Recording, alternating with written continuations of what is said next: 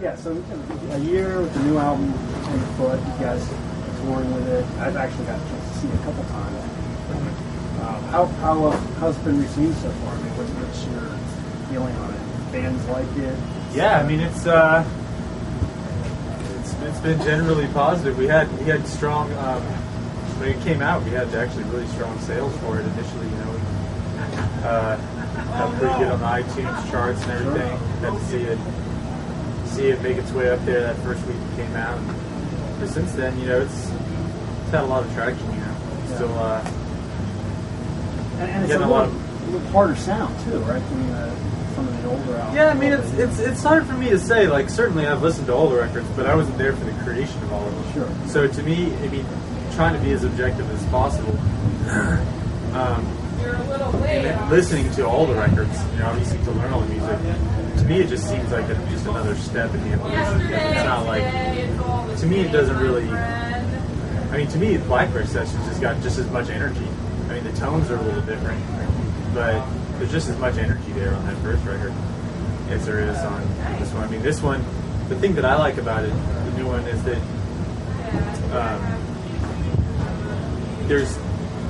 it might feel that way because the dynamics are a little bit more played. I mean, we have a tune that's just acoustic and voice, and we have, you know, Day of the Sand all the way up to Black Elk, which is, you know, electric guitars, electric bass, that whole thing, pedal steel, or not lap steel, I'm sorry, not pedal steel.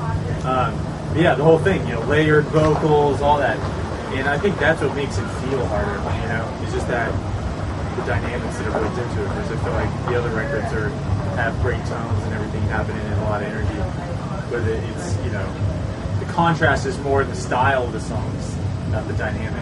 And so to me, it's just another step. When I listen to all of them, I feel like, you know, it's got its own character, which I think is the goal for everyone. Yeah, you want to progress. You want them to each just stand on their own. You know what I mean? It's like all my favorite bands. When I listen to their whole catalog, I look at them that they're like the band's children. You know, you don't love one more than the other. They're all different. You know. Oh yeah, right.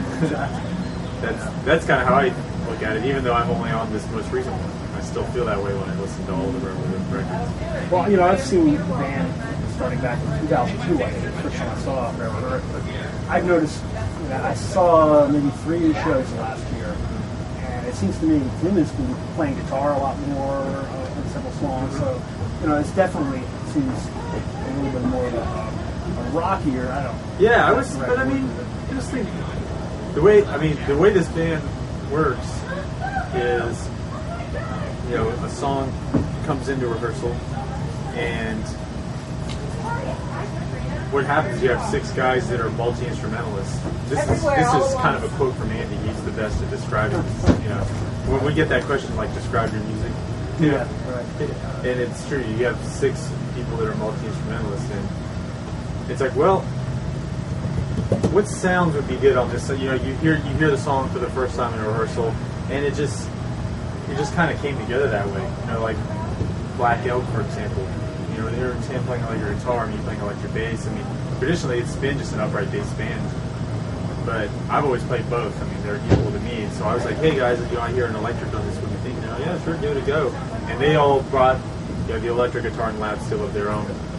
So, you know, I mean, they just felt that it sounded right for them too. It wasn't like there was no calculated, like, all right, yeah, you know, let's go for more rock thing this time. Right. It was just like, it's just kind of, yeah, when Todd brings in that tune, Black Elk Speaks, and he just plays it on acoustic, it's got a rock and vibe no matter what's around it. So you're like, all right, how can we best serve this?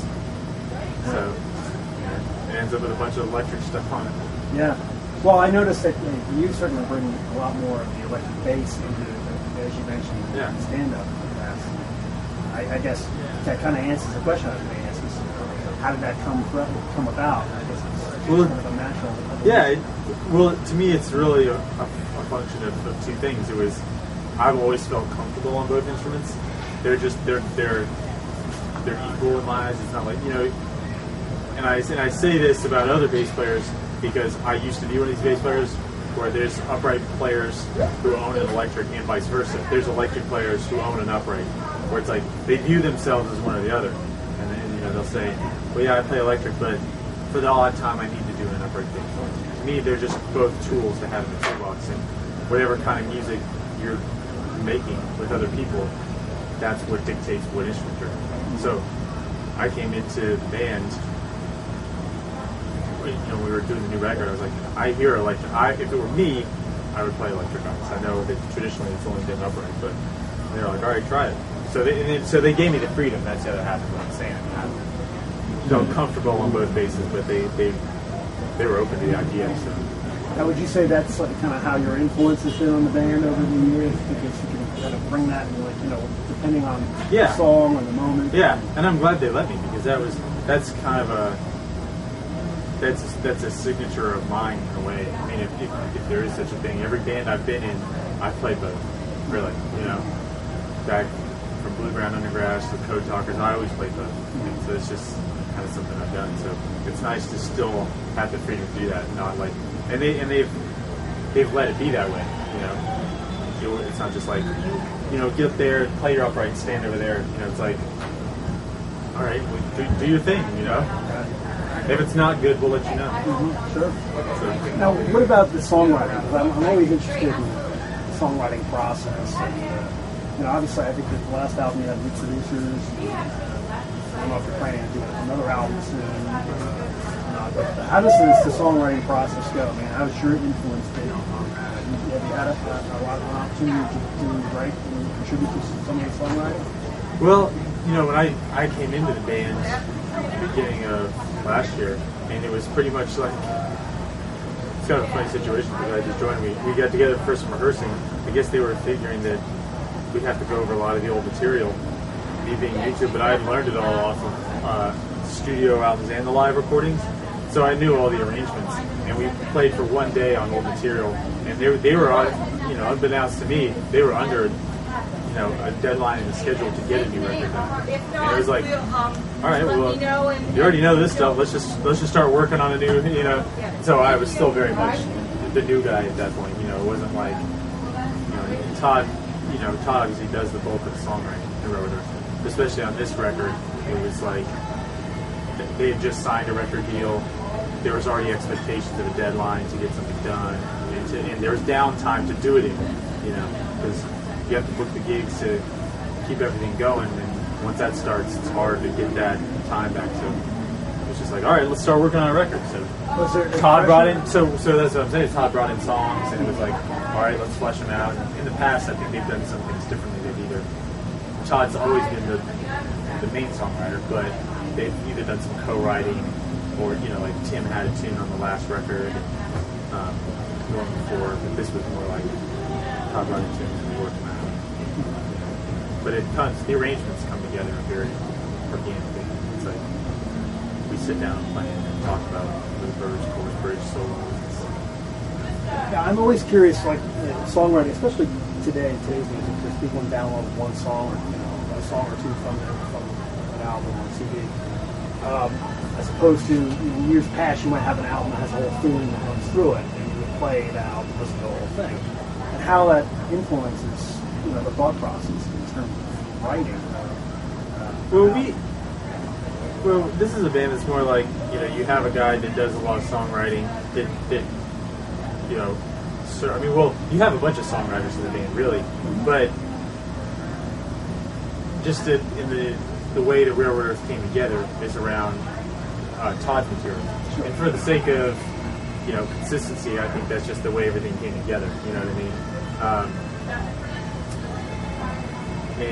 mean? So he writes songs and we kind of bring together the strongest things for any particular record. But talking about a theme, when it's a lot of one person's writing, it kind of feels like there's a theme after the fact. Like when you listen to the new record, you have the story of the Transcontinental Railroad, in the Black Elk Speaks, which is a Native American. It's obviously it's the words of Black Elk. Those are things that are like they're all very American subjects. You know what I mean? You also have the lighter stuff, Long Walk Home and all that, but it's like we kind of thought after the fact. We did a bunch of press for when the album came out. It's like you kind of noticing there's that Right. kind of undercurrent. Like undercurrent Americana. Yeah. You know, it's funny. I saw you play up in Vermont at an old railroad depot. I don't know if you remember that show. And of course, you played with Jupiter in 9. And I just thought, how appropriate. Here we are in this old railroad depot, and you guys are, doing the song about the Continental. Yeah. So No, that cool. I mean, Potter's Field. It's kind of a. Yeah. It's kind of it's Todd will describe it as a ghost story. You know, I mean, it's just got these flavors of of all of those things. If you had named it anything else, or it could have theoretically been a concept album if you put the tracks in that order or something. But it's like the Transcontinental Railroad is part of the reason that the Native Americans ended up being wiped out. Just the natural progress of the Europeans. It's like, but we didn't look at it that way. It's just kind of like. Yeah. Well, I mean, my question was more about the thought process when you put a bunch of songs together, because it might have been different from years past where somebody's going to listen through a record the whole way. Yeah, well, for sure, and there are bands doing that kind of thing. Just for this band, it's more a matter of just picking the strongest material, and also the stuff that's going to execute the best live. It's a combination of two. Because certainly on every record, there's tunes that rarely ever get played live, but they were strong material that performed well. Right. Now, do you have some new material that you're writing already, or that you're coming out with? Well, we have some rehearsals coming up that we're going to be trying to add some new things to the set. And we have some time booked out next year that we're going to take off to bring some news, to start trying to get our heads around something for a new record. It's been a year now, almost to the day, since we put the last one out. And it's pretty much this year has just been support of that,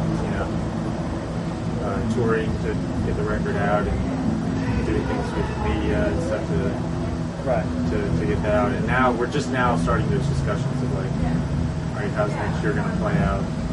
You think you'll use the same producers? I mean, how did that work out okay? I don't know. I mean, we hadn't even got to that stage of it. Usually, you change producers and stuff just to give your records a different flavor. It's not so much a matter of it working or not working. They just they put their signature on your record. And that's one thing I like that Angelo did on this record was he brought the harmonies into focus. Because this is a band that can do that really well. The harmonies are very much a part of most of the songs. He really brought that together. Instead of it just being like Todd singing, and there's like background parts and all this happening. That was a lot of Angelo's direction. Now you mentioned